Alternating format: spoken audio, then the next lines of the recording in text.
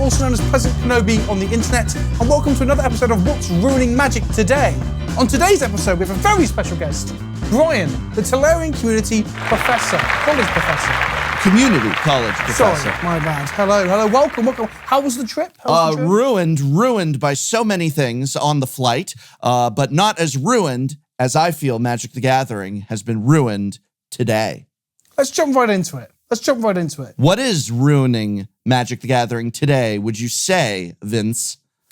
I'm worried that the one thing that might ruin Magic the Gathering today and for the future is power creep. Power creep? Power creep. The idea that cards and sets are coming out that are just objectively better than their predecessors. What is the problem with a set being better than the previous set? That sounds to me like a mark of success. Why do I not want my next set to be even better than my last set? Well, the issues we've got with it is that it warps things and creates an environment where we have to keep up with the latest thing. And that already exists, right? New cards are coming all the time. Red and sixes and Hogaks and standard by its very nature rotates and makes you have to keep up, right? But like, if the deck you're playing like a year ago is completely obsolete by the next rotation because the next set has so many ridiculous Magic cards in it, and I'm talking about War of the Spark and Modern Horizons here specifically, if you want to get into like examples, is that a good thing for the game? If you're playing formats like Modern and Legacy that I've heard you on your channel say, oh, they're great because they don't rotate. They don't rotate, but maybe your deck becomes truly obsolete because they print pushed cards. Well, if you recall our episode on Modern Horizons, I expressed reservations about that. I did not see the Hogak Menace. Many of us did not see the Hogak Menace, but I said, if this succeeds and a lot of these cards are just so good that they're better than what's currently in Modern, then we're creating a false rotation in a sense, or a pseudo rotation in Modern. I felt that if the cards then were not very good at all, then there's no point to them in Modern. So it's a tightrope walk. Never minding Modern Horizons, War of the Spark, you think was a pushed set? Yeah, I think it was probably worse. In the long run, it's going to be worse for Magic overall than Modern Horizons was. Things like Narset and Khans, and basically, if I get down to the nitty-gritty, we won't focus on those too much because it's not the topic of this episode per se, but having these very powerful static effects on Planeswalkers that don't affect both players means to very situations that aren't fun to engage with and are difficult to play against.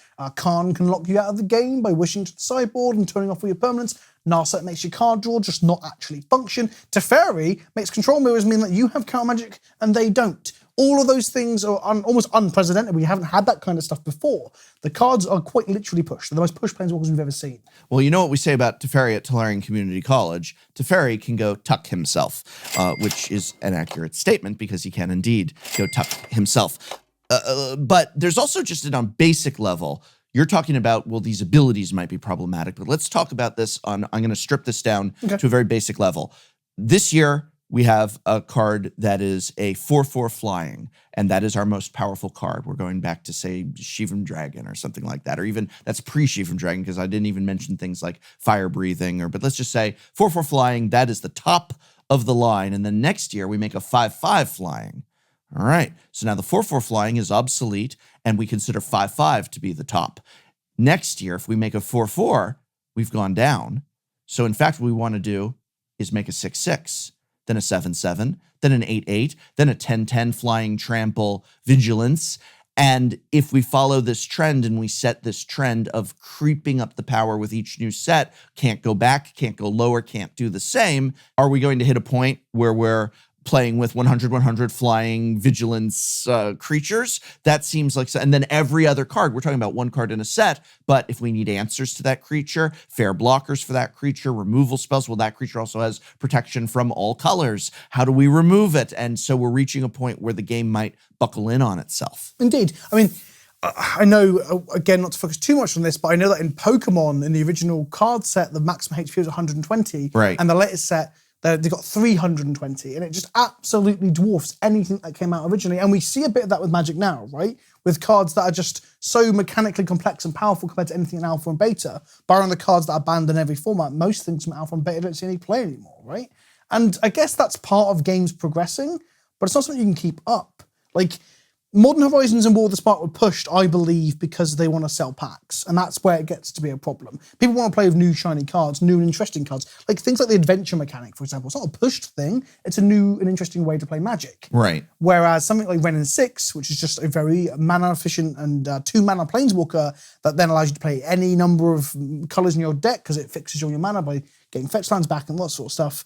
That's not a new way to play. That's just so efficient and so much better than everything else that it starts to ruin older formats and then also become like a $150 card, which will come more to a bit later than that. We talk about another thing that might be ruining Magic the Gathering today, which is finance. But before we get there, well, let me ask you this, though. What is the solution? How do we keep power levels balanced? Should they be getting worse? There used to be a thing in Standard where they waxed and waned a little bit, right? Mm-hmm. Like you'd have new sets that were incredibly powerful and you'd have downturns. Like Theros was a downturn, I believe. I generally think that's a good idea, and I'm saying this as one of my legitimate concerns. I'm not saying that Magic is dying or this is killing Magic right now, but it's a legitimate concern after War of the Spark and Modern Horizons. Eldraine does feel slightly depowered. Some of the cards feel pushed, but on the whole, it's not a set where I'm like, wow, all these cards are way better than all the options I had last year or whatever. So maybe we're in a downturn now. Maybe that's how you moderate it. You wax and wane, because I guess it's an inevitability. And I'm scared that on a long enough timeline, there will be 8/8s for free, I guess is the Hogek's a bad example. I think it's an outlier. But like you said, a 10/10 for 4 mana. And you're just like, a 10/10 for 4 mana?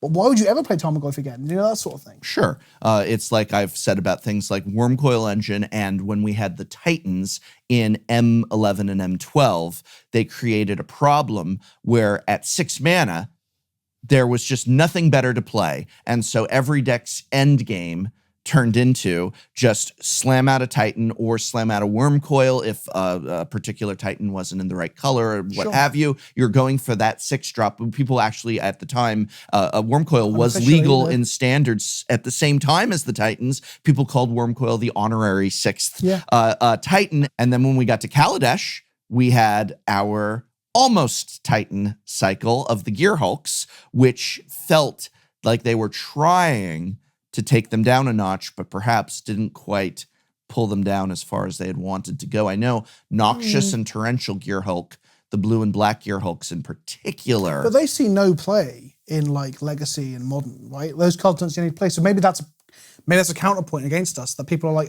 maybe but the Titans do. The Titans do, exactly. That's my point. Perhaps it's a good counterpoint that Wizards have been quite good at times of moderating the power creep, of doing a depowered Titan cycle that then ended up being good for Standard, but didn't warp horribly older formats as well. I mean, I don't even know if people play the Gear Hulks in Commander. I mean, comment below if you do. You do. You can play the Gear Hulks in Commander. That's what's great about Commanders. You can play your favorite cards. So you can absolutely play the Gear Hulks. I could have sworn a Gear Hulk is turning up on a list or two in Modern. No. I mean, Nick Fit decks in Legacy can play whatever the hell they want. So sometimes they can play like a random Noxious Gear Hulk because it's a 5 mana. Is it 5 or 6? It's a 5, right? 5 or 6? We'll have it on the screen. Yeah. The correct answer will be on your screen. But no, like, again, like, why would you play any of the Gear Hulks over the Titans? So the Titans are a very good example of this. Sure. Another thing in Standard was when Thragtusk was printed, there was an argument as why wasn't it double green? Because it was 1 green. So if you could support green mana, you just put Thragtusk in your deck. So I guess the one way to combat it is not to print generically powerful cards like Thragtusk and Titans, and instead print cards that fit into certain archetypes or have certain play to them, right? Like, but then you get parasitic design then, which is what they did with back in the day with Kamigawa, right? They're like, oh, Mirrodin was busted. Let's print things that are more uniquely powerful. And then none of those cards saw any play because they just put as good as the cards from the previous set. So maybe we're not giving credit to Wizards where credit is due, but I think recently, in the last few sets, power creep is evident. Let me ask you a question. If you were to name what you think are some of the greatest sets, let's say, not beta or whatever because of the monumental, groundbreaking nature, but like of actual, let's say maybe newer sets of the last 10 years, that's actually considered newer.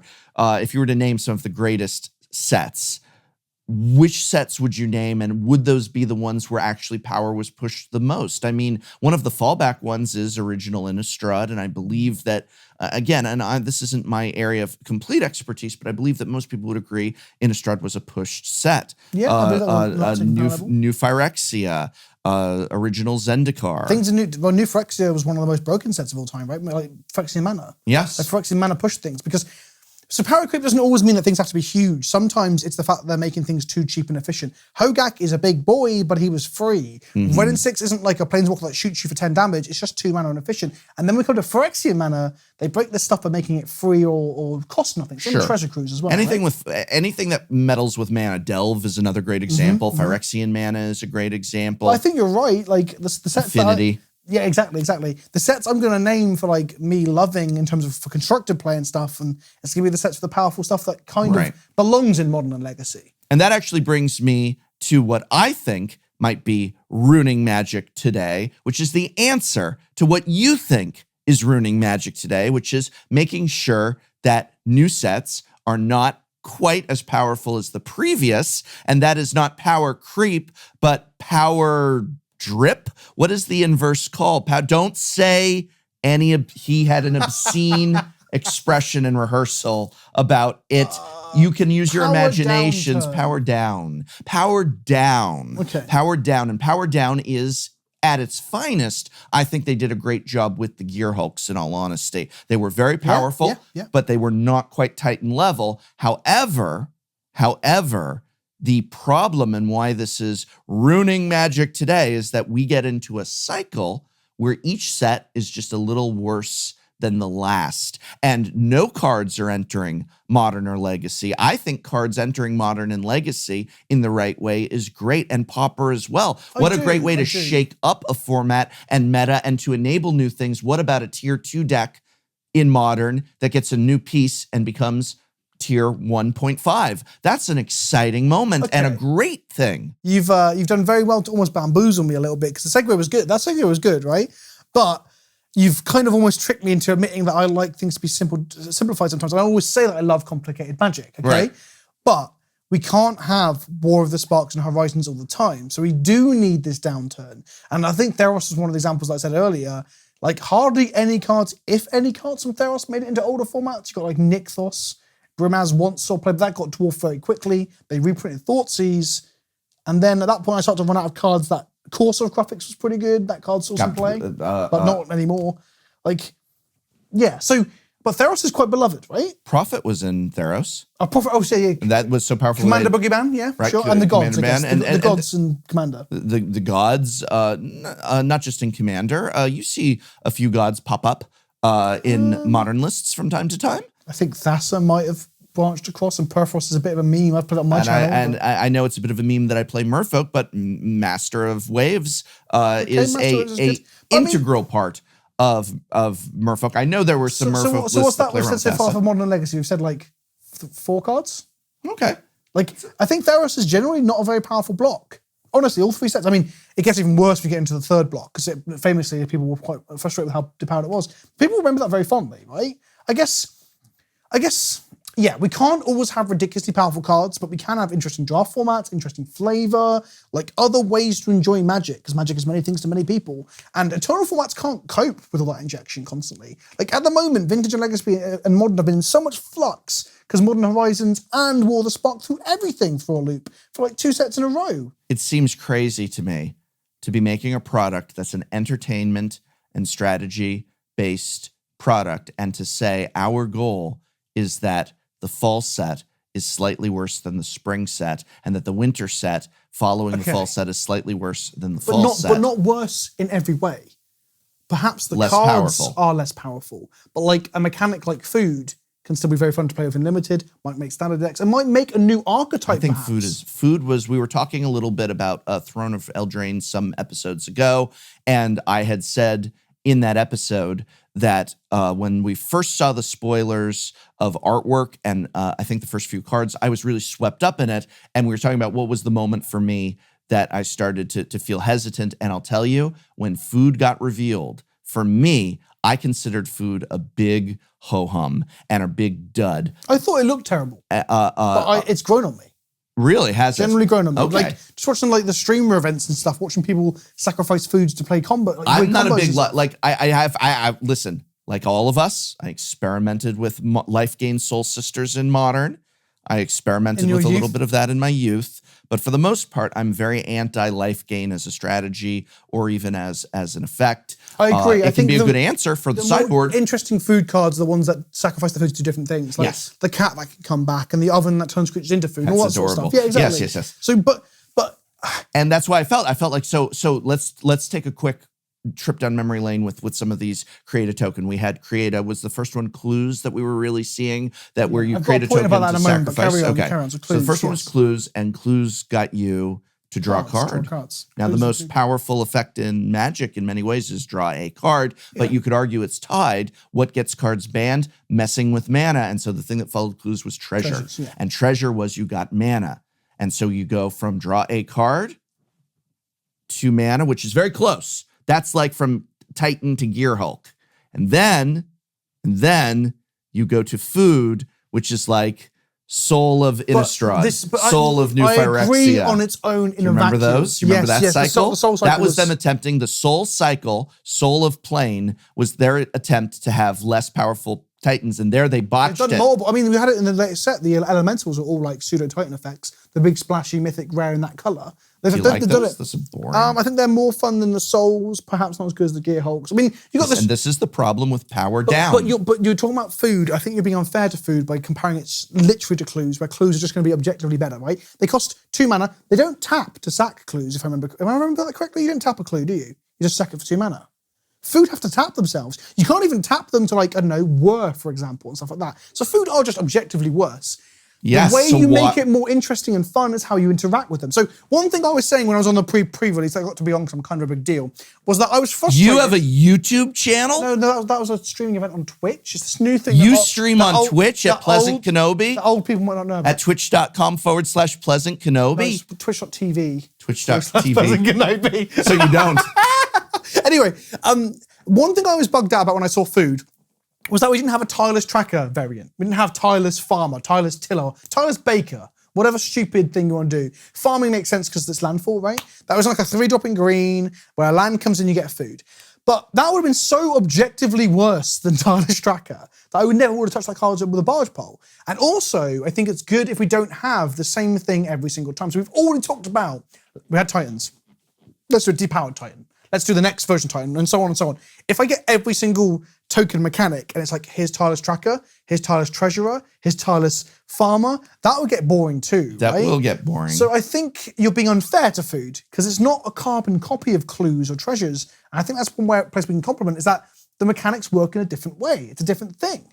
I would argue, I see what you're saying, I respect your point, but I would argue or offer as a counter thought that when you go from Titans to Gear Hulks to Souls to Elementals. The Elementals are pretty good, but okay, they're pretty strong. Okay, but that when you do this downhill process, and occasionally maybe, like you said, the Elementals are better than the Souls. Yeah, and so maybe we're going to get maybe in the winter, spring, or summer set or something, whatever it is, we're going to get another create a token that does the thing when you sack it, and it's going to be a little bit better than gaining life, but then the next one's going to be even worse, and that we're ultimately on a downhill trend spiral that it makes Magic as a game less interesting and less exciting. Okay. And it has less relevance to formats. And now you might say, well, Modern and Legacy are going to exist just fine without new cards being pumped in at high numbers. Formats like Commander, which we believe might just be the future of paper Magic. And no one's going to play food in that, are they? No one's playing food in Commander. Okay, counterpoint then. What about supplemental sets allow us to have the intricate stuff where the standard sets don't need to do that? For example, Horizons. Yeah, snow stuff was crap before, right? There wasn't very many good snow cards. We had Scred and Scrying Sheets. They're the only ones anyone ever remembers. Right. Okay. And then we had Astrolabe show up, and now there's almost no reason not to play Snowlands. There is no reason not to play Snowlands. And I saw I wish I knew who tweeted this. If you tweeted this, please let us know. Someone said, I'm really sad about Snowlands, because there's no reason not to play them. And the worst part of that is that we have this entire history of Magic land art, and no one's going to use them anymore, because everyone's using Snowlands. That was my tweet. Was that you? No. I wouldn't have been embarrassed. I would have been like, I I be embarrassed if that actually turned out to be the case? No, I would have laughed it off. Anyway, that was good though. That was good. You had me going. But how is that not a good indication of? I agree with that. Power creep. I agree with that, and we're seeing also like so. I'm not like pro level player, so maybe there's something I'm not seeing. But why would you ever run a basic land over a snow land? There is no reason yet. I'm Right. hoping when Kaldheim eventually comes, one day that will have like Snow, Blood Moon, or other similar effects. But something again, like that. those effects might be so bad, there's no point to play them. Right. So I agree with that, and that's a good indicator. So again, between power creep, ruining magic, and power down, ruining Potentially magic, ruining we magic want as to well. try and shoot for that nice. We want to shoot for that Gear Hulk level. Yeah. I think what we're coming to off of those 2 points is that Or the drop, go down, type. go up, go down, go up, and make sure that when you go down, maybe Food's biggest failing is that it needed more synergies with cards than it has. We've got a couple examples you gave. I'm looking forward to there being like a random food deck that breaks modern at some point, and you're like, oh, bugger. Right. Well, hey, I mean, speak of that, I was also, while I was worried that plans like Modern Horizons would create pseudo rotation. At the time I evaluated, I did say Renin 6 looks really good, but I did miss Hogak, and I was saying there wasn't enough of any value in here. So I mean, Magic players are terrible at evaluating Magic cards. So make sure you watch my next top 5 list, as well as Vince's set review on his channel. I thought about starting a series as a sneak peek called "You Are Bad at Card Evaluation," and then comment on a card. And I go back and look at all the comments on Reddit or the source or whatever. sure. Like Cryptic Command's really funny to read about. Tarmogoyf is really funny to read They about. say this is a And then terrible card. Yeah, like, yeah, people we are all do livid. it. We all do it. We all do Sure. it. Oh, I didn't say Hogak was terrible. I didn't acknowledge. I didn't see it as powerful. I didn't say this card You sucks. always have a friend who's like, Thank goodness I didn't say, like, can you imagine having that on video? Me saying this card sucks. That would be a disaster. I just said what's powerful in this format, and I made my list, and my list did not include Hogak. but you always have that friend who spotted Rebel Master or spotted Phoenix or spotted Hogak, and they didn't. Well, never mind power creep then, and never mind power down. I think what's ruining Magic today is worse than both of those things, and Reserve that list? is the reserve list that's what was ruining Magic yesterday. Oh, What's ruining right. Magic Yeah, today? the future of Magic, right? Okay. The Gatewatch, Huh. Okay. otherwise Okay. known as the Justice League. The Jace Brigade. Yeah, yeah. Okay. Mark Rosewater famously chided people for calling it that. He said it's disrespectful. I don't mean to be disrespectful. It is disrespectful of the Justice League. That's a more varied and interesting set of characters. I'm with you Does on Mark this. Rosewater follow you on Twitter? He does at the moment. Not Yeah. anymore. I think one of the okay. Here's an example. Of And what one of those- and by the way, I actually do, because I've gotten into, I do a lot of talk of me personally of lore analysis, reactions, my own thoughts, interpretations. I have my Office Hours series where I straight up lambast some of the story archetypes of characters and such.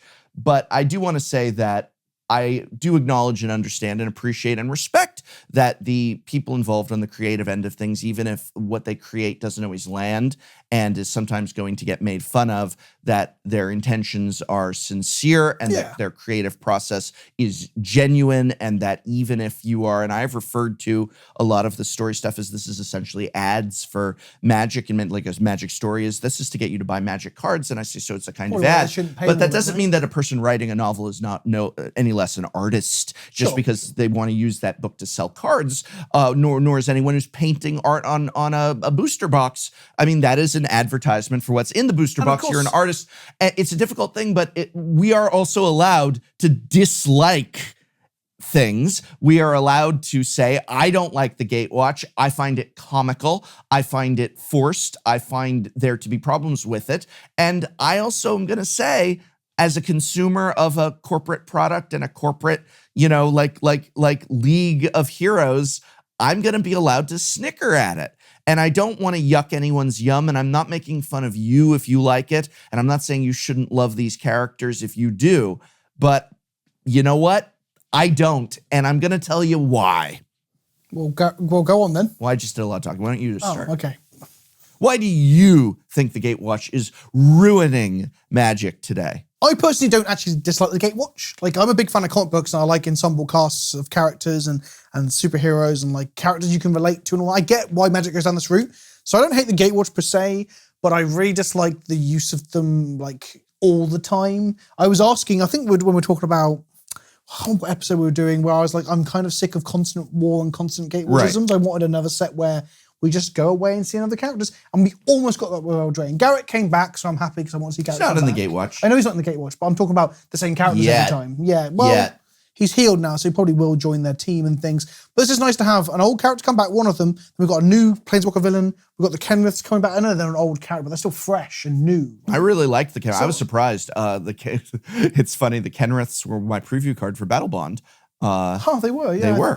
And I actually, I didn't really dig them. Not as a card, but as characters. I was like, okay, it's a brother and sister dueling team. I was a little like, it didn't really like grip me. Not to be ungrateful for getting mythic planeswalkers as my spoiler card. Cards. Oh, I'm sorry. Were you even making YouTube videos back in Battle Bond? Yeah. Oh, I don't know. I'd never heard of you. It sounds like a genuine thing. Yeah. So the sets. But I love them now. Yeah, I'm a big fan of them now. Do you know what accent they have? I would assume British. No.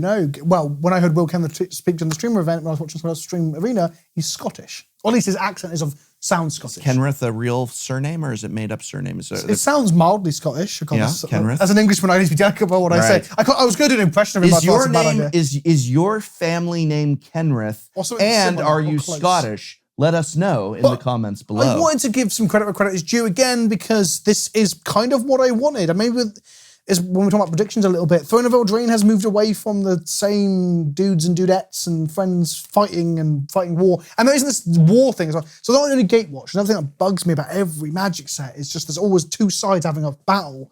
And I know there's antagonist and protagonist, but it's nice when there's a set to explore has flavor and theme and stories. Absolutely. Right? And my problem too with the Gatewatch is that every set was focused on them for a very long time. In addition to that, it was a very linear mode of thought where new planeswalkers would just join them. Every set had its new oath. Oath of Teferi. Teferi's in the Gatewatch now. I didn't like that Teferi. I wanted Teferi with Joyra and Karn. Did they do Oath of Karn? I don't think Karn Without a doubt there will be one at some point. I did, right. He'll take the oath eventually. Things like that. And I really don't want to see Oath of Garrick and Oath of Will or Oath of Rowan because I actually really like Garrick is now going off to watch over the Kenriths on their planeswalking journey. They helped Will specifically free him of his curse, and he is off to keep an eye on them as like a bit of a guardian on their adventure. I wouldn't mind if like it's like this set has the Gatewatch, and then the next set has Garrick and the Kenriths, and it's just them. They're exploring and they're being kids off in the multiverse, and he's just like, kill this thing that was about to step on them and like keep them safe. I think that's what we need instead of having just like the Justice League as the central plot point for like several a massive everything and put it on everything. And then every product that comes out. Justice League, then we got the Scooby Gang, then we have this team and this team. Then the teams meet up, and it's kind of like the comic book thing. We have different teams. I would enjoy that, and I would enjoy just things where it wasn't even a team. Like I guess Garrick and the Kenriths allegedly are a team right now. I don't know that that's going to follow through after Eldraine. That might have just been a thing for Eldraine, but I like the idea that it's a set where it's just like, oh, in this set, it's just Elspeth. You read the Will of the Spark novel, right? Yes, I did. I reviewed it. I read half of it and didn't finish. Teferi and Karn and the remainders of the Weatherlight crew, like Jehoirin, they're on Dominaria and things. Right. Are they now a team? Are they a group? Are they hanging out? Joyra's on Dominaria. She can't planeswalk. Right. Well, she can't have the ship's fixed, right? No, but the ship's broken, and they made point to break it. But that way, we can't have these interesting characters in other sets. Yeah, because again, I'd love a team where there's two planeswalkers. They literally went out of their way, Vince. They literally went out of their way to add flavor text to make sure that it was known that the Weatherlight can no longer plane shift. That way, when we leave Dominaria, we're never going to see these awesome crew. I love the crew of the Weatherlight. I think that's only temporary, right? Because they're not adverse to allowing other characters who don't planeswalk to planeswalk. Because the whole point of the Planar Bridge on Kaladesh was setting up the invasion of Ravnica by Bolas, right? So they're not adverse to having armies move and shift between planes and stuff. I just want Joyra, I just want Captain Joyra. What I'm saying. I want. We're gonna have it. They've got to go back. I loved the new crew of the Weatherlight. They can't just park the Weatherlight and metaphorically and literally and not use it as a plot device. Sure. But why would they use it when they could just have the Gatewatch again and Jace again? And this is why the Gatewatch... Nostalgia, that's why. This is why the Gatewatch is ruining Magic today, because everything is about the Gatewatch. Everything is Gatewatch all the time. So the other bit about the Gatewatch thing, before we move on for this, is that the font of Magic is called Bellerin, and it's used for everything. And only recently did I have a friend point out to me that we don't get unique set. We get unique set logos, but not the actual the text that represents the set. It's all in Bellerin. Yep. Where if you look at old Darksteel adverts or the packs for like Kamigawa, it's all like the stylistic and the fonts are just add to the flavor. And I'm like, I'm looking at Cards of Tarkir box on your shelf from your set. I'm like, oh, it's depressing to think that everything's got to be in Bellerin. And that is very indicative of the problem with the Gatewatch in a narrative sense, is that it creates this homogeny where it's what the story is always about, the same characters and the same problem, and it boils down to a very simplistic, just good v evil. There goes the Gatewatch, and why are they doing this? It doesn't even... Do you think we're going to jump straight back into a Gatewatch themed narrative arc that spans immediately? I don't disagree with you. I just find it depressing. Yeah. Next Vince, what else is ruining Magic today? Okay, so we've talked about power creep. We've talked about powering down. I want to sort of sidestep into non-mechanical, non-gameplay stuff of the oversaturation of products and finding it very hard to understand where things are, how you can buy them, how much they cost, why is there no RRP, what frame is this, where am I, what year is this? Do you know so when fancy cards like Masterpieces come out, right? One of the things I used to like at the next GP is you go up and some vendors cracked a lot of boxes, and this is the secondary market that Wizards don't acknowledge, and it's all these foil Masterpieces, right? The thing we've got to since Kaladesh, since I was Battle for Kaladesh, is every new set has so many promos, so many foils, so many alternate borders that they can't physically put them out to be looked at, because there's foil, there's stamped, there's pre-release stamp, there's alternate border, there's Masterpiece Invocation, Mythic Edition. Much. It is madness. What you need is, I liked Masterpieces a lot. I thought they needed to do them a little differently, but I have a video talking about fine-tuning, not destroying and just dial the knob a little bit. And I really we'll never see that again, though, will we? Because of the Mythic Editions. Right. We'll never see it again. We'll just see that. Well, but in a way, we have standard masterpieces in Eldraine. And I like that. I wish they had called them masterpieces. I wish they had just said masterpieces in Eldraine. And it's the alternate border. I wish we did not have the stretched art. I don't like the stretched art. I think it's worse. I'd rather actually have a normal Magic card than stretched art. Yeah. I don't like stretched art. And it's funny that they thought that stretched art was better than unique frame and unique art, which shows a bit of disconnect in what maybe the Magic community is going to like, just as they thought that the Amonkhet Invocations would be liked based apparently this has come out that this was based on how much people wanted the Elish Norn with the Phyrexian writing. And they said, well, that's so popular. So where they released a special edition Elish Norn, but the rules text for her was all in Phyrexian, Judge Foil. And they said, damn, let's make really hard to read writing. But I think one of the design articles talked about how originally they were going to go with fully like pseudo hieroglyphic stuff. Right. And it was midway through development, they were like, these need to be readable. They didn't make them readable. No, they didn't commit to either one way or the other. It was a bit of a mess and stuff. But nonetheless, I don't want to go into invocations, but I do want to go into that we've got too many options. What you need is a simple thing. Okay, we have the frame of Magic cards. We have an option for a premium foil card.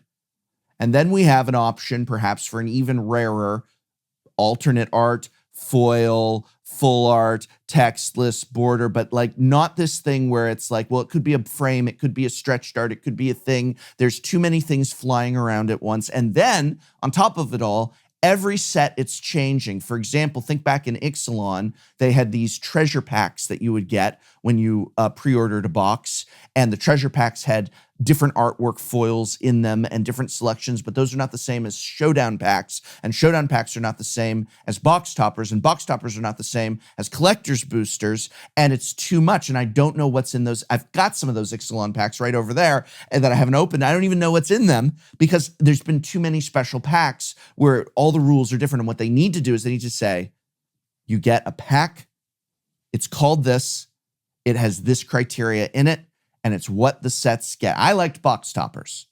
Yeah. I liked box toppers. So, I wished they had you know done what? box toppers for standard. I think the funny thing is, I think as a content creator perspective, I feel bad for any mocking or joking or like even slightly like, oh, I don't know how I feel about this, about invocations, masterpieces, box toppers, all that stuff. Because every time I've been like that in the past, I'm like, I wish we'd go back to just that simple thing now, because it's just got more and more convoluted and weird.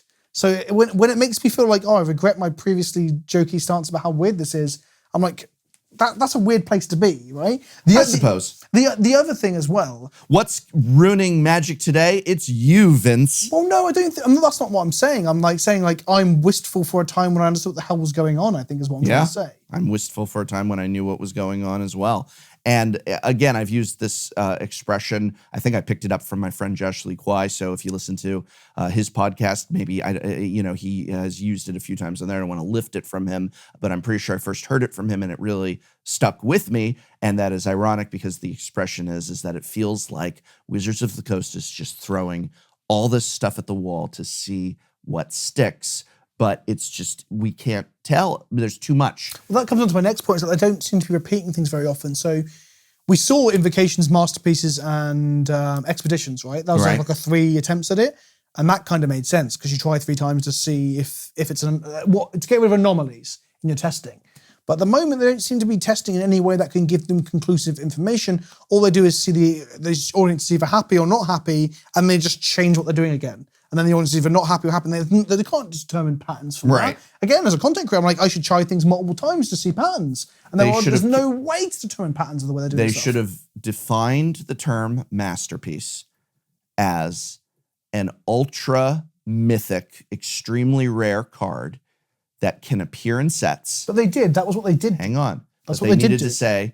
They needed to say, this card can take many forms. It can be a reprint of an older card. It could just be a standard card with, they did not. Because it was not. All these, that's what they were doing at one point. When we had Expeditions were not qualified, they were just Expeditions, right?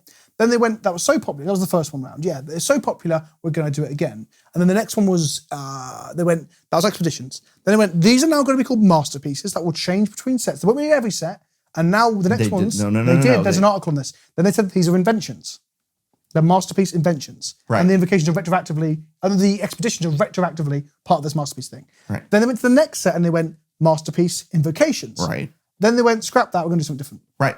I'm saying what they should have done was they should have continued that. Oh, I agree with that statement, yes. 100%.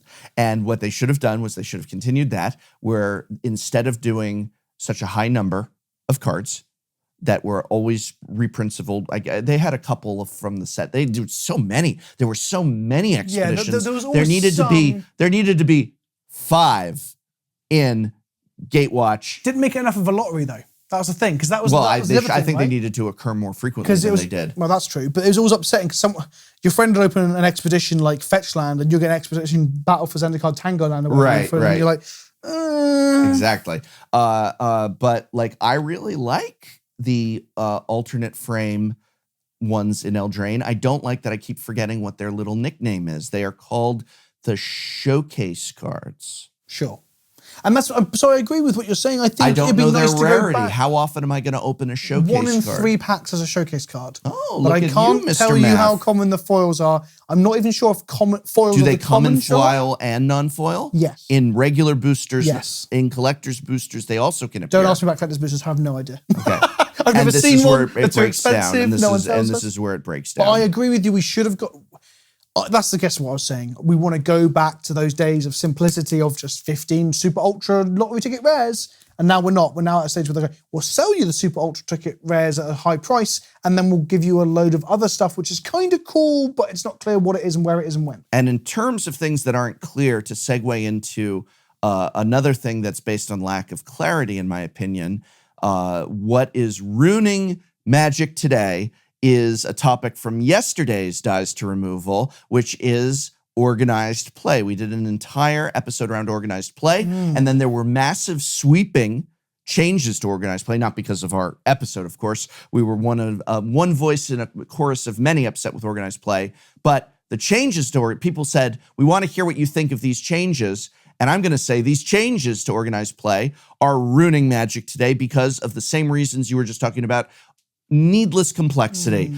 I did a video on the changes to organized play, and every comment is, I cannot for the life of me follow this, and I don't blame them, and I did not do a bad job explaining it. They created a convoluted, complex, needlessly obtuse system, I think on purpose, personally. That announcement post was mad. I remember when it came out, so I'm gonna skim read this before I go, I think I was heading out to a GP. I need to know as a content creator what's happening. And I looked at the link of it and I was like, I can't skim read this. And I couldn't either. So I took that article and I went and I hired, that's as in I literally paid money to, professional Magic players to sit down with me and to write out, not just outline, but to write out the script for that episode. I could have never done it without the pro player support.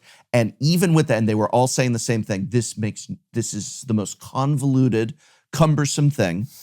They sat down, apparently, aside from meeting with me, they said, well, we're actually meeting with a bunch of our other pro player friends and we're all gonna hash it out tonight. And we got the script together and they said, this is the best explanation around. And I did it, and then I hired professional editors so that it wasn't just my typical text slides, but that we had really good animated visuals and graphs and everything. I did that entire episode, and every comment is I can't follow this. And that does not say that I failed in my video, nor my professional consultants failed in their script writing, nor my editor in his editing. I think that it is a needlessly complex system. And I know you, Vince, have said the old system, you would get a little confused about which events led to what, but you could always look it up at least. Yep. But I also felt there was a certain, a GP leads to this, leads to this, leads to the Pro Tour, leads to the World Series. We know who goes to the World Series. And now I defy the audience now to tell me what gets you on the Rivals team, what gets you on the MPL, what gets you to the World Championship, what does this, and it's so convoluted. And I have an entire 10-minute video that breaks it all down, and you still are going to forget about it 10 minutes later. It's interesting because I was coming into this just going to be saying, well, at least they did something, but perhaps this is the problem, I guess, when they do something, when we get the response like, oh, yeah, it's 1-for-1 historic now, and then we kind of just go, okay, and then we just move on to the next controversy, similar to how bot drafting's still not been addressed and stuff, right? So, yeah, no one's really talking about organised play anymore, and people weren't happy with it when this was announced, and then it sort of, the furor died down, and this is where we are now. And the reason why that's ruining Magic today is because that was the intent of Wizards of the Coast, because they couldn't take away paper organized play. They tried a few times and people started kicking up a fit. So they decided, let's just make it so complex and so convoluted and take away coverage of it so that people's interest fades, so that people go, I guess they fixed it. I guess it's out there. I don't really care about it anymore. I think of all the points on our list at the moment, this is the one that might... Pros are dropping out like flies. Yeah, but we're riffing a little bit and joking a little bit and playing it up a little bit as a premise. But I think this is the one on our list perhaps that is the closest to actually doing real serious damage. That's right. Power Creep will do serious damage, but I think they moderate it a lot better than perhaps they moderate this. Because organised play, maybe we'll be doing a disorganised play Mark II this time next year because it's still just as bad. Well, this is the disorganised play follow-up, so maybe we'll be doing a full. Maybe we shall. Maybe we should say in 6 months, let's do another disorganised play video, see where we're at. But I don't know how we'll be able to see where we're at when there isn't coverage. It'll be a very short episode as well. If there's no news, just like there's no coverage, you don't know what's going on. Thanks for tuning in. What else is ruining Magic today, Vince? Money, Brian. The capitalist system that gets us all down. The financial cost of Magic. You communist. I know. I mean, I come from a country where healthcare is socialized. And you socialist. I know Americans hate the idea of I'm going to ruin people. YouTube is going to get those words and my video will not get pushed. That's a legitimate concern. What is YouTube like? Makeup tutorial. Makeup tutorial? Yes. Children's toys. Oh no, wait, that's on the bad list now too. Oh my God! Did you hear about that? Video games, but no, they don't like that either. The ones without the guns. No guns. Video games. Fortnite. Wait, that's got guns. No, but they like Fortnite. Fortnite's a big thing, right? Makeup tutorial. They love the makeup tutorials. Jimmy Fallon, Jimmy Kimmel, carpool karaoke. James Corden. What else is ruined? Why do you hate capitalism, Vince? I mean, there's a lot of reasons to hate capitalism, but without going into that too much, we have a problem with Magic when Magic's too expensive.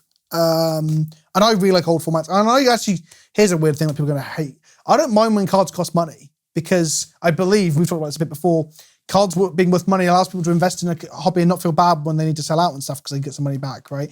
But I don't believe cards should cost the money that they currently cost because it's absurd. Like, Fetchland shouldn't be $100.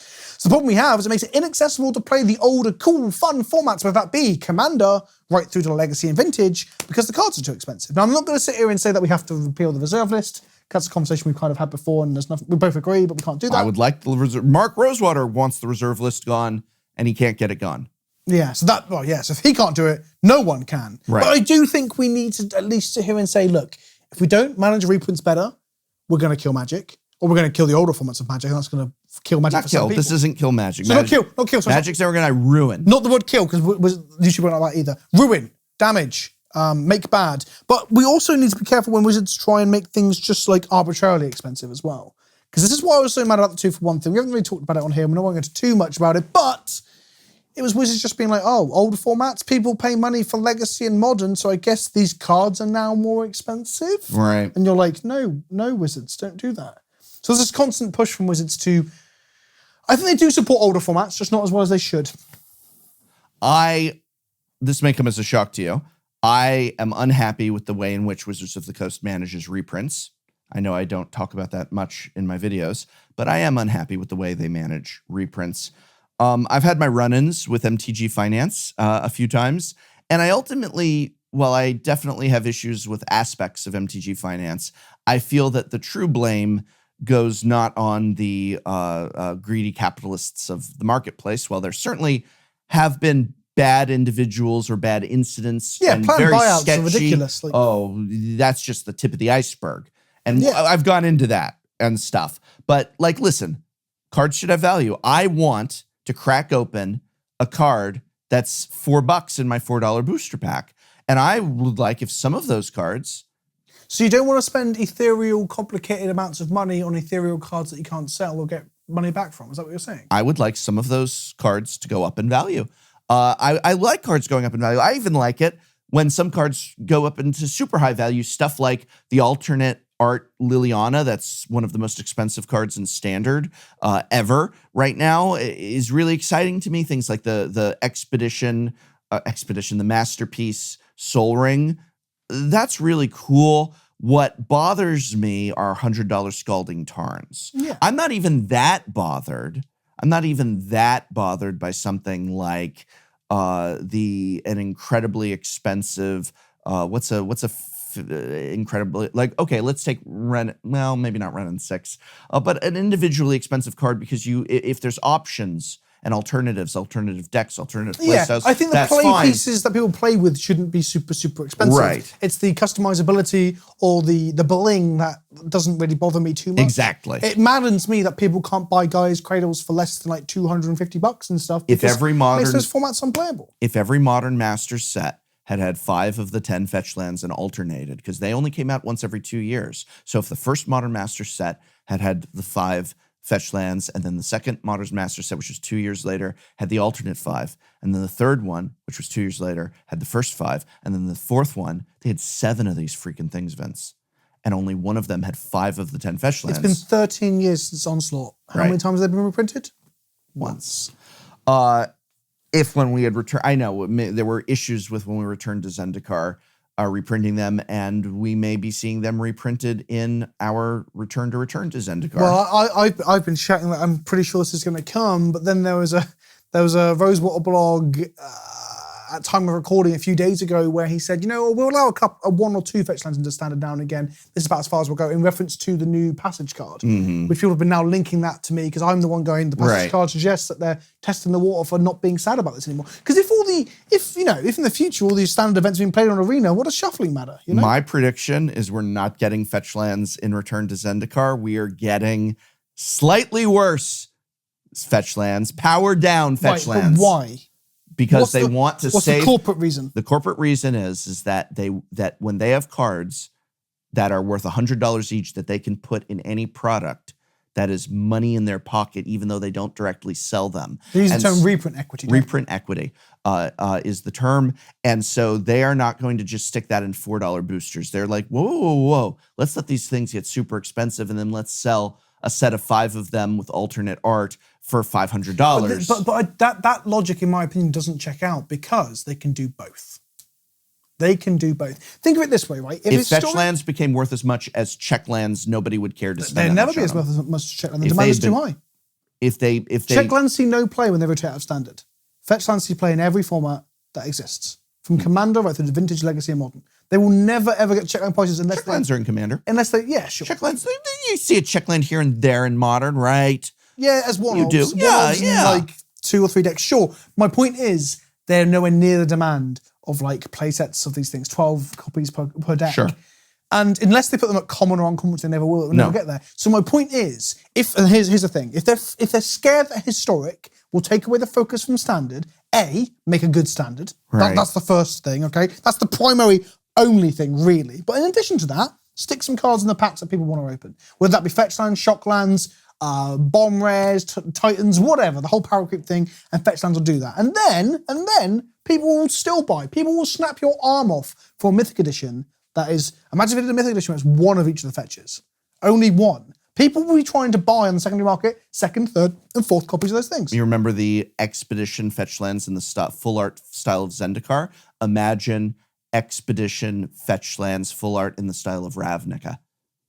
A Ravnica Scalding Tarn, or Lorwyn, There you or go as well. This is the Dominaria. thing that frustrates me so much. Like, you can just stick your standard ones in standard. The argument is whether or not they want shuffling all that jazz. Let's just ignore that for a moment. They can sell packs with these cards, and then, like I said, you can do guild kits, but for whales. You just say, look, fetch lands exist on most planes, right? There must be the edges of forests where fetch lands and dual lands Right. exist, right? Right. So just do your fetch lands in the flavour of we've already had Khans. So what's another set? Even Innistrad. I know, Imagine a Flooded stop. Strand with a graveyard. I know it's exciting, isn't it? Imagine that. Let's sit Come there. on, my full art snowlands can only get so erect. Exactly. They could probably sell direct to the consumer through their website and then have to give out 4 sheets because the website crashed. Snow foils that are on other planes. Like, it's Christmas. An Innistrad Christmas. No. Now listen, No. and they sell you a pack No. of Snowlands No. for $20 and they're foil and they've got Innistrad settings, but they're all covered in snow. Why What no? part of me makes you think I would say anything but no? What is it that you know of Comment me? down below if you want an Innistrad foil Snowlands in a pack for like $20, No. $30 or whatever. Does it snow on Innistrad? It must snow on Innistrad. Oh. I started the sentence feeling very confident and got less as we went on. It must do. So, but what you're makes you think saying- there's no weather cycles on Innistrad. What you're saying is you believe Wizards of the Coast can have their cake and eat it too, or you believe Wizards of the Coast can have their fetch lands and crack it too. Good joke. That is exactly what I'm saying. I think there is enough money in this community and in video games or card games or whatever for the companies to make their money and for us to be happy at the same time. Well, go on then. Tell us how Arena's going to ruin Magic. 'Cause we all know that's the last one from The last one is Magic Arena, and Magic Arena is moving you to tears. moving me to tears in Magic today. Magic Arena is great. I love it. I love Magic Arena, and I hate it with the passion of 1,000 exploding suns Do they have simultaneously. suns in Innistrad? They have at least one because I can see things in the daytime. That could be reflections There from the is moon. actually a daytime. Is Emrakul the sun? Anyway, so why do you love What's Arena and reflecting hate off Arena? the moon, Vince? If it's a reflection from the moon, what is the light source? You just assume Oh my that it's god! called a sun. Oh my god! Vince thinks that the moon glows on its own. Oh my god! He does. He thinks the moon glows on its own. He's just literally putting words in my mouth. No, the moon glows because there's Eldrazi in the middle of it. Magic Arena is a dangerous thing. Mm-hmm. Wizards of the Coast has seen an explosion of interest in it. They have been making money hand over fist. The hallways are on fire at Wizards of the Coast in a good way it's an explosion of success. And to cap it all off, in this new media marketplace, digital games are all the rage. And now Wizards of the Coast is being able to bring itself as a contender into esports and every little pop phrase of the 21st century. And the reason why that's ruining Magic today is because they are afraid to create a system that grows both paper and digital, and would rather only focus on the digital. I think it's difficult for them to convince shareholders that they could focus on the physical. That's where it is. People, Sure. there are people that work at Wizards that have been playing this game for 25 years and know its longevity and how good a game it is, right? But like, it's difficult to convince shareholders of that. So this is the first time that we're worried about, like, we used to always hear 5 years ago, what I always heard was Hasbro owns Wizards, but Hasbro leaves Wizards alone. And now it's Wizards can't do what it wants because of Hasbro has shareholders. That is possibly. why Arena is ruining Magic today, is because prior to Arena, everybody left Wizards of the Coast alone. And now Wizards of the Coast is being ordered to Arena only itself. I think perhaps the thing that's really ruining Magic isn't Arena itself, if we unpack what it is about Arena that's bad, right? Like, Arena, is, as you said, it's great in some places. The gameplay's pretty good and it looks very nice. The problems that I have with it personally are potentially the economy, the economic model, so on and so forth. That's why the shareholders love it. So the things that is actually not killing, not damaging, ruining Magic today is probably either video games or the video game model or E-sports. These things that they're chasing a little bit, right? Instead of looking at Magic as this collectible card game that has like a competitive scene attached to it that people chase and buy expensive, lovely cards, they see it as a way of like, oh, we saw a TED talk once about how you can milk people for their worth with currencies that don't quite make a lot of sense and a little bit left over in your thing. And we'll price things in a weird way where you can't quite tell how much money you're spending when you put it in your account. And they're like, we can use all those psychological, because they're psychologically, they're knowledgeable about manipulative. That's the word I'm looking for. Psychologically manipulative tactics to make more money out of Magic. And I mean, Magic's been called cardboard crack for years because it's already got some of that stuff inherently built into it. I have no problem with a company making money. I have no problem with people spending money on a product that they love and enjoy. I have no problem with a company looking how to increase profits and how to make more money. What I have a problem with are some of the tactics you described, such as intentionally convoluted currency systems so that you don't realize you're spending as much money as you are spending. I have a problem with a system that is set up in such a way as to prey on people with addictive personalities or tendencies, and to say, let us use that as an actual built-in aspect of our design philosophy.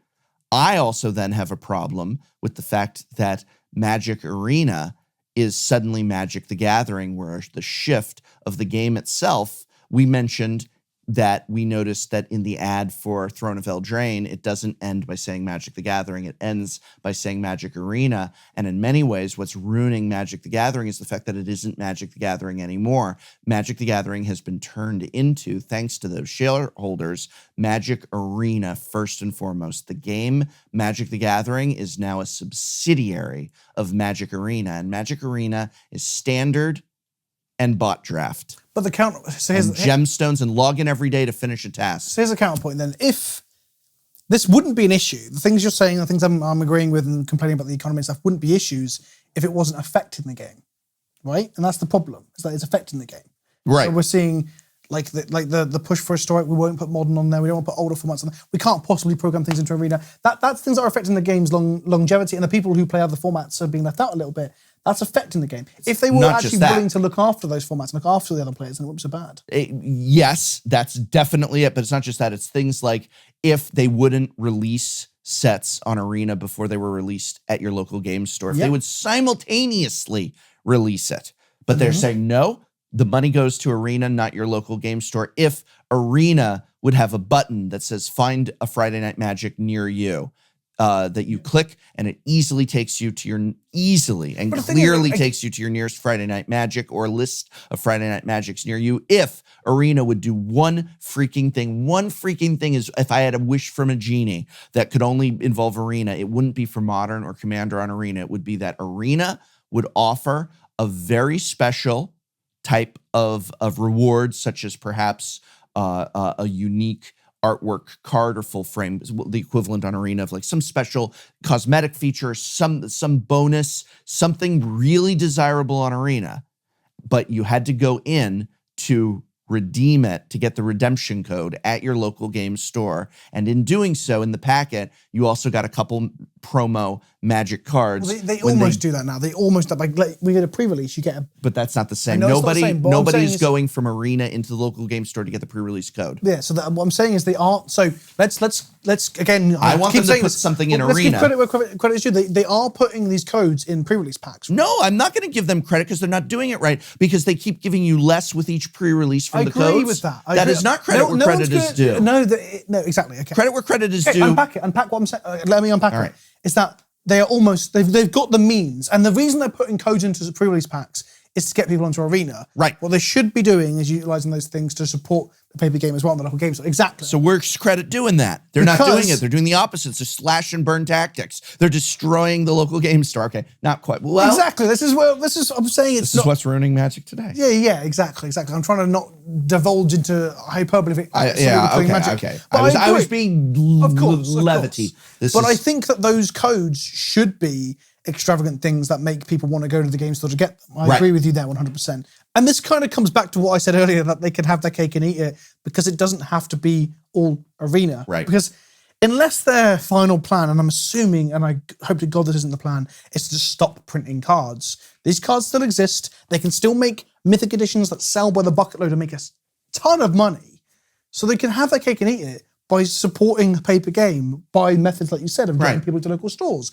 Commander's great, right? People buy stuff for Commander. People will buy boxes full of fetch lands and things like that. So they don't have to not do these things and then favor the chasing of the esports dream. But I feel like that's just kind of where we're at the moment. And then the problem I think we're going to see, and I'm kind of looking forward to this in the next year or two, is that at the moment, like loot boxes and gambling laws and things are really iffy in Europe, especially, right? Germany hates this stuff. And like the Swiss and things are all like, oh, well, maybe loot boxes are completely immoral. And then what's going to happen is the economy and the currency system you see on Arena right now will not be the same way in 24 months. Because something's going to happen. They'll be like, actually, obfuscating, what's the word?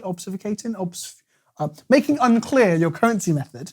I know, I used to do English at uni and everything. So nice to have an Englishman here in the office. I got a degree in this stuff and everything. Making it unclear is going to be found to be amoral, and they're going to have to adjust it. So they are just following a trend that other companies are doing, and once upon a time I would have assumed that wouldn't happen for my favorite games creators. But that's kind of what they're doing at the moment.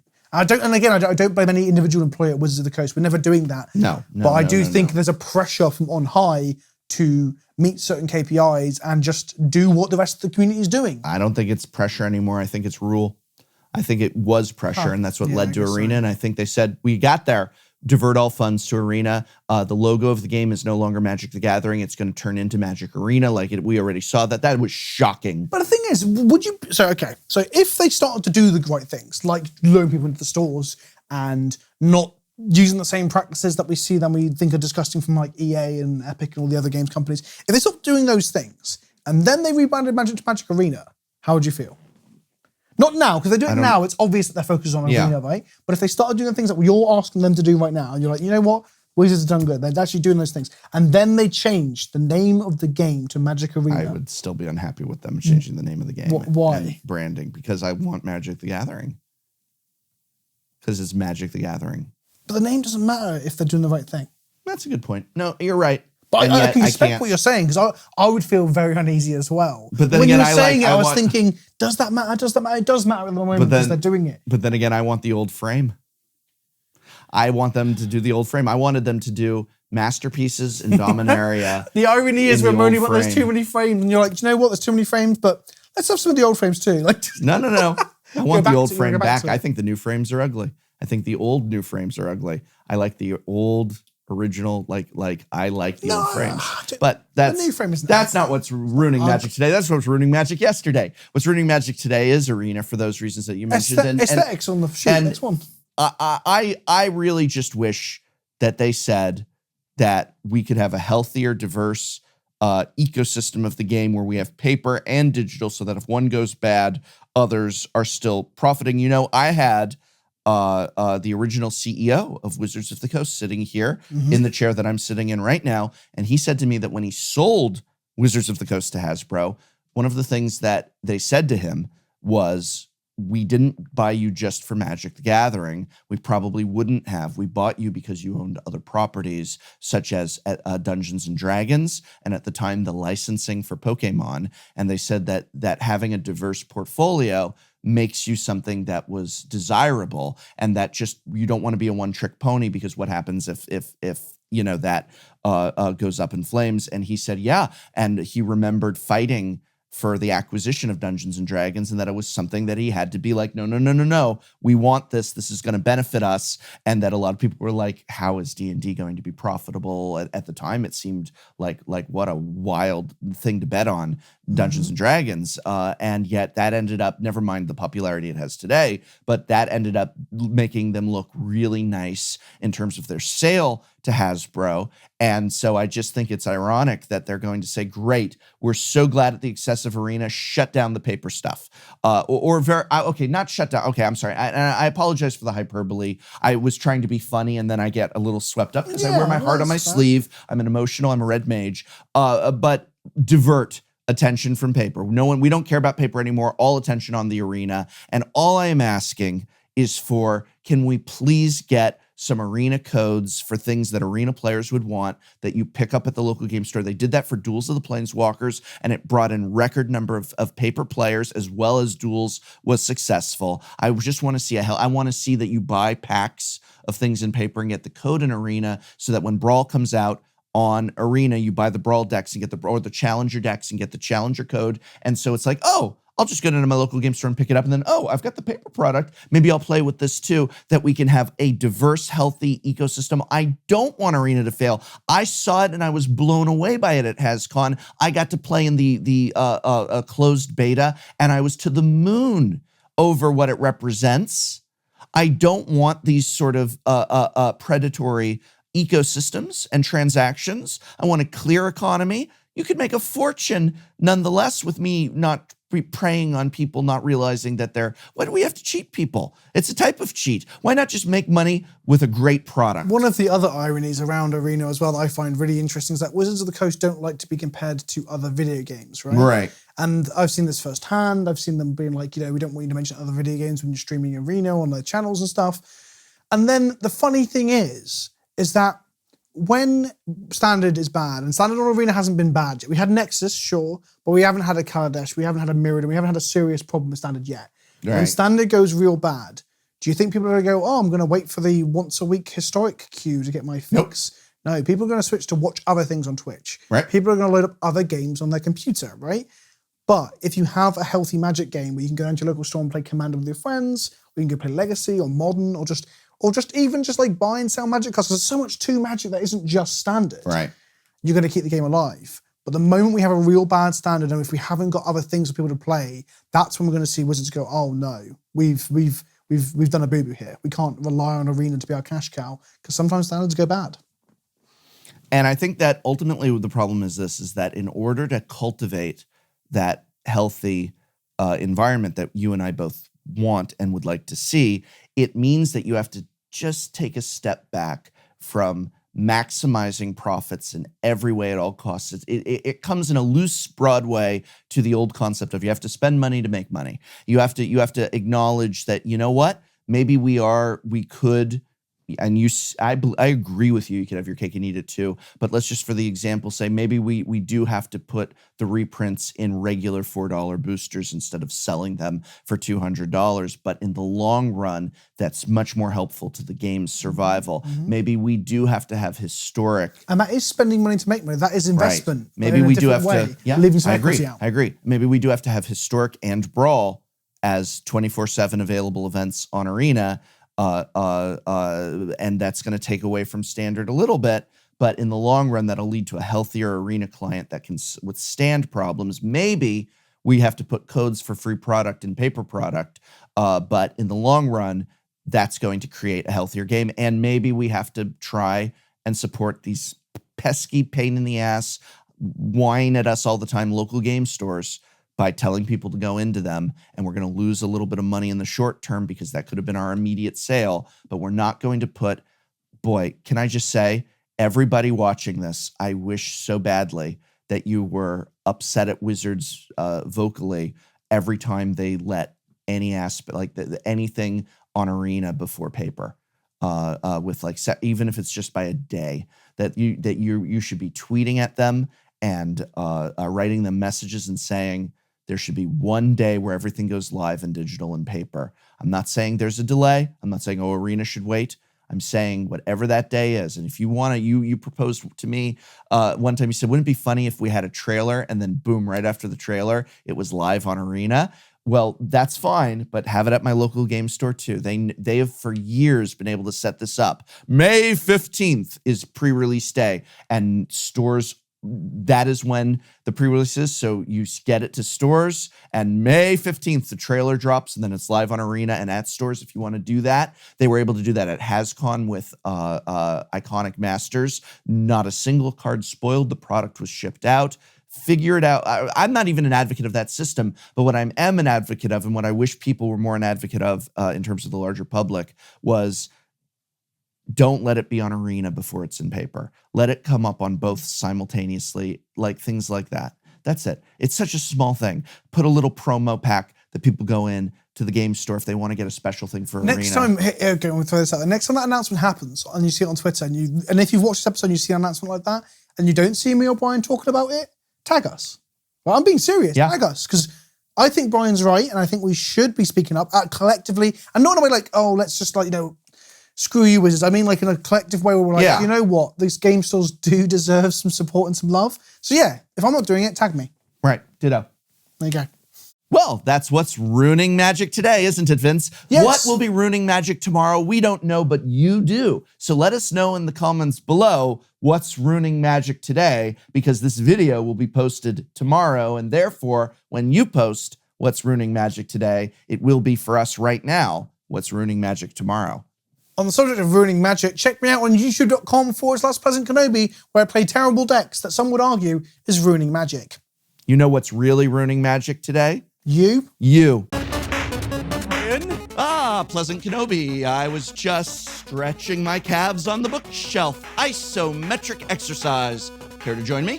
Why is there smoke coming out of that box of Magic cards, Brian? Oh, that isn't smoke. It's steam. Steam adding atmosphere to the piping hot games of Commander we're about to have. Piping hot Commander night.